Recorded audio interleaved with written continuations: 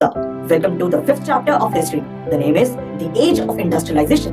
ये इस चैप्टर का इंट्रोडक्टरी लेक्चर है। फ्रेंड्स, जिस फेज में हैंडमेड गुड्स की प्रोडक्शन डिक्लाइन हुई और साथ ही साथ इंडस्ट्रीज, मशीन्स और टेक्नोलॉजी इंट्रोड्यूस हुई, उस फेज को हम इंडस्ट्रियल रेवोल्यूशन कहते हैं। ये जो फेज था, इसके अंदर एग्रेरियन सोसाइटी यानी कि एग्रीकल्चर से रिलेटेड जो हमारी सोसाइटी थी, अब वो इंडस्ट्रियल सोसाइटी में ट्रांसफॉर्म हो गई थी।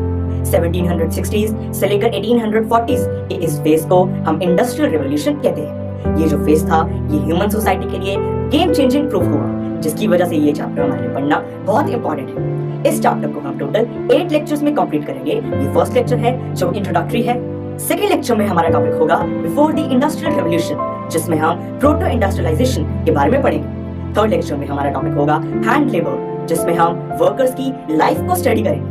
फिर फोर्थ लेक्चर में हमारा टॉपिक होगा इंडस्ट्रियलाइजेशन इन द कॉलोनीज, जिसमें हम देखेंगे कि कैसे ब्रिटिशर्स ने इंडियन कॉटन टेक्सटाइल्स को कंट्रोल किया।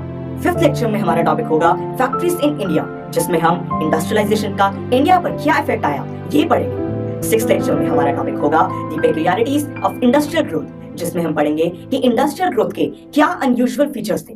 सेवंथ लेक्चर में हमारा टॉपिक होगा मार्केट फॉर गुड्स, जिसमें हम पढ़ेंगे कि इंडिया में गुड्स की मार्केट को कैसे एक्सपैंड किया गया। और फाइनली एट लेक्चर में हम इस पूरे चैप्टर को शॉर्ट में रिवाइज करेंगे। So guys, welcome to the series. This is second lecture of history chapter the age of industrialization. इस लेक्चर में हम बात करेंगे इंडस्ट्रियल रेवोल्यूशन से पहले की पीरियड के बारे में। सबसे पहले क्वेश्चन आता है कि क्या इंडस्ट्रियल गुड्स सिर्फ फैक्ट्री से रिलेटेड है?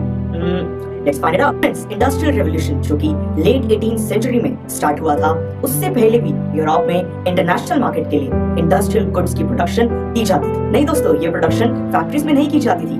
हैंडमेड गुड्स के प्रोड्यूसर्स और मर्चेंट्स इन चीजों को प्रोड्यूस करते थे। और इसी फेज को यानी कि इंडस्ट्रियलाइजेशन से पहले जो पीरियड में स्मॉल स्केल प्रोडक्शंस होती थी, इसी पीरियड को हम प्रोटो इंडस्ट्रियलाइजेशन कहते हैं। फ्रेंड्स, 17th और 18th सेंचुरी में पॉपुलेशन और ग्लोबलाइजेशन दोनों इंक्रीज हुई, जिसकी वजह से डिमांड एकदम इंक्रीज हो गई।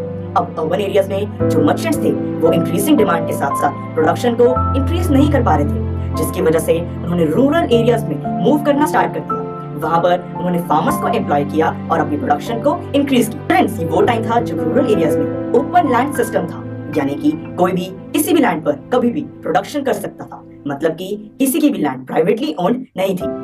पर धीरे धीरे जब पॉपुलेशन इंक्रीज होने लगी, तो रिच पीपल ने अपनी लैंड को एनक्लोज करना स्टार्ट कर दिया, जिसकी वजह से जो पुअर फार्मर्स थे, वो उनके पास अब काम नहीं था, जिसकी वजह से उन्होंने इस ऑफर को एक्सेप्ट कर लिया। धीरे धीरे अर्बन एरियाज और रूरल एरियाज में एक क्लोज रिलेशनशिप एस्टेब्लिश होने लगा। अगर हम वूल इंडस्ट्री का एग्जांपल लें, तो अर्बन एरियाज में जो मर्चेंट्स हैं, वो वूल को बाय करते थे। रूरल एरियाज में उसको स्पिन करके यार्न फॉर्म होता था, यार्न को वीव करके क्लॉथ फॉर्म होता था, और क्लॉथ को डाई करके उसको अर्बन एरियाज में मार्केट में सेल किया जाता। इसका रीजन था कि अब अलग अलग नेशंस में रेलवेज कंस्ट्रक्ट होने लगी थी, जिसकी वजह से आयरन और स्टील मेड के जो गुड्स थे, उनकी डिमांड इंक्रीज हुई, जिसकी वजह से उनको भी प्रोड्यूस किया जाने लगा। Sir, I have a doubt, फिर हमने इस पीरियड को इंडस्ट्रियलाइजेशन ही क्यों नहीं कहा? Good question. हमने इस फेज को प्रोटो इंडस्ट्रियलाइजेशन इसलिए कहा क्योंकि इस फेज में जितने भी टेक्नोलॉजिकल चेंजेस हुए थे, वो बहुत ज्यादा स्लोली हुए थे। और दूसरा रीजन था कि जितनी भी इंडस्ट्री सेटअप हुई, वो लार्ज स्केल पर सेटअप नहीं हुई थी। इसके 3 रीजन थे। पहला रीजन था कि फैक्ट्रीज में जो मशीन्स यूज होती थी,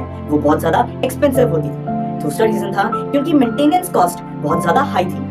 और थर्ड रीजन था कि उनकी परफॉर्मेंस अनसर्टेन थी, जिसकी वजह से मार्केट में अभी भी हैंडमेड गुड के प्रोड्यूसर्स थे। Friends, this was all about this lecture. Next lecture में हमारा टॉपिक होगा hand labour and steam power. Please like, share and subscribe.